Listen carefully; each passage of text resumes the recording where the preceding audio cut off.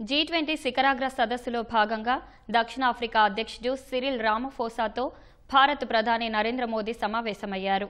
రెండు దేశాల మధ్య వాణిజ్యం, పెట్టుబడులు, ఆహార భద్రత, ఏఐ వంటి రంగాల్లో సహకారాన్ని బలోపేతం చేసుకోవడంపై ఇరు దేశాధినేతలు చర్చించారు.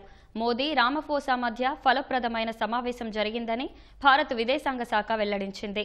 ఈ మేరకు ఎక్స్ వేదికగా పోస్టు పెట్టింది. నూతన సాంకేతికత, ప్రజల మధ్య సంబంధాలు పెంచేందుకు ఇరు దేశాధినేతల మధ్య చర్చ జరిగినట్లు భారత విదేశాంగ శాఖ అధికార ప్రతినిధి రణధీర్ జైస్వాల్ తెలిపారు. దక్షిణాఫ్రికాలో భారత కంపెనీల కార్యకలాపాలు పెరుగుతుండటాన్ని ఇరువురు నాయకులు స్వాగతించారని చెప్పారు.